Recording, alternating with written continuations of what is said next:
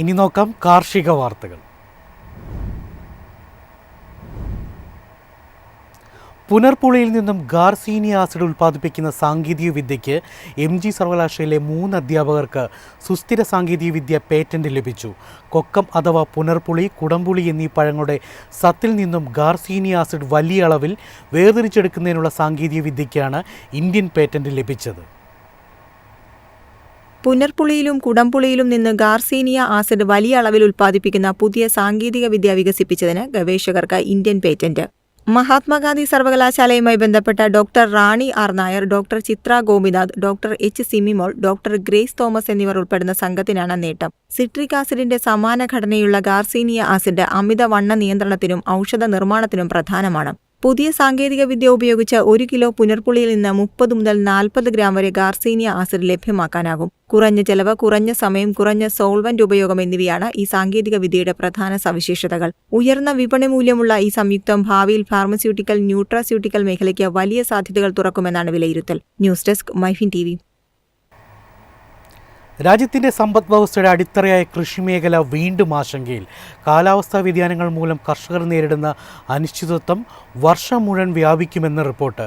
അതേസമയം സാങ്കേതിക വിദ്യ ഈ സാഹചര്യത്തെ മറികടക്കാൻ സഹായിക്കുമെന്നും വിലയിരുത്തൽ. കാലാവസ്ഥാ വ്യതിയാനം കൃഷിയെ കൂടുതൽ അപകട സാധ്യതയിലേക്ക് തള്ളുകയാണ്. മാർച്ച്, ഏപ്രിൽ മാസങ്ങൾ പോലും ഇനി സുരക്ഷിതമല്ലെന്നാണ് റിപ്പോർട്ടുകൾ സൂചിപ്പിക്കുന്നത്. ഈ വർഷം പ്രീ മൺസൂൺ കാലയളവിലെ ആദ്യ 38 ദിവസങ്ങളിൽ 29 ദിവസങ്ങളിൽ അനിശ്ചിതമായ മഴയും ആലപ്പുഴ വൃഷ്ടിയും റിപ്പോർട്ട് ചെയ്തു. മാർച്ച് മാസം മാത്രം 65,000 ഹെക്ടർ കൃഷിഭൂമിയിൽ നാശനഷ്ടം സംഭവിച്ചു. ഇന്ത്യൻ കാലാവസ്ഥാ വകുപ്പ് പ്രവചിച്ചതിനനുസരിച്ച് ഈ വർഷം മൺസൂൺ മഴ ദീർഘകാല ശരാശരിയുടെ 92% മാത്രമാകുമെന്നാണ് വിലയിരുത്തൽ. എൽനിനോ പ്രതിഭാസം മഴ കുറയ്ക്കാൻ സാധ്യതയുണ്ടെന്നും ഖരീഫ് സീസണിൽ വിളകൾക്ക് സമ്മർദ്ദം ഉയരുമെന്ന ആശങ്കയും നിലനിൽക്കുന്നു. ചെറിയ കൃഷിയിടങ്ങളും വരുമാനക്കുറവും കാരണം കർഷകർ കടബാധ്യതയിലേക്ക് നീങ്ങുന്ന സാഹചര്യം ഗുരുതരമാണ്. എന്നാൽ സാങ്കേതികവിദ്യ ഈ അനിശ്ചിതത്വങ്ങളെ നിയന്ത്രണ വിധേയമാക്കാൻ സഹായിക്കുകയാണ്.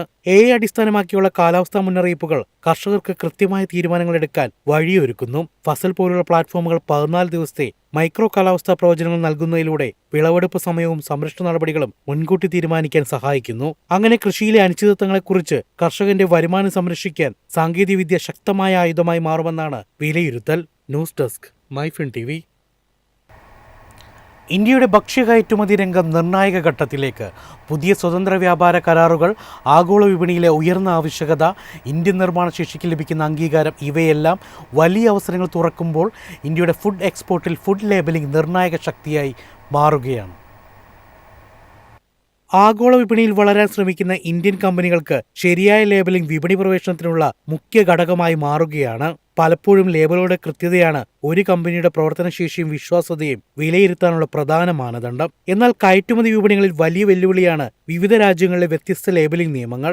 അമേരിക്ക, യൂറോപ്യൻ യൂണിയൻ, ഗൾഫ് രാജ്യങ്ങൾ, മറ്റ് ഏഷ്യൻ വിപണികൾ തുടങ്ങിയിടത്ത് ചേരുവകളുടെ പ്രഖ്യാപനങ്ങൾ, അലർജി വെളിപ്പെടുത്തലുകൾ, പോഷകാഹാര ഫോർമാറ്റുകൾ, ആരോഗ്യ ക്ലെയിമുകൾ, ഭാഷാ സ്പെസിഫിക്കേഷനുകൾ എന്നിവയിൽ വ്യത്യാസങ്ങൾ നിലനിൽക്കുന്നു. ഇന്ത്യയിൽ അനുവദനീയമായ ചില ഘടകങ്ങൾ യൂറോപ്പിലോ ജപ്പാനിലോ നിരോധിതമായിരിക്കാം. അതുപോലെ അലർജി വിവരങ്ങൾ രേഖപ്പെടുത്തുന്ന രീതികളും രാജ്യാന്തരമായി വ്യത്യാസപ്പെടുന്നു. ഇത്തരം വ്യത്യാസങ്ങൾ പരിഗണിക്കാതെ ആഭ്യന്തര നിയമങ്ങൾ മാത്രം പിന്തുടർന്ന് തയ്യാറാക്കിയ ഉൽപ്പന്നങ്ങൾ കയറ്റുമതിയിൽ തടസ്സങ്ങൾ നേരിടാൻ സാധ്യതയുണ്ട്.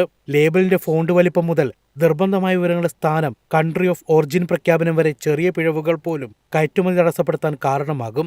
അതുകൊണ്ട് തന്നെ ഫുഡ് ലേബലിംഗ് പാലനം ഇനിയൊരു നിയമാനുസൃത ബാധ്യത മാത്രമല്ല, ആഗോള വിപണിയിൽ വിജയിക്കാനുള്ള നിർണായക തന്ത്രം കൂടിയാണ്. News desk, MyFin TV. എളുപ്പത്തിൽ സമ്പാദ്യം വളർത്താം. ഇന്ന് തന്നെ മൈഫിൻ TV ആപ്പ് ഡൗൺലോഡ് ചെയ്യൂ.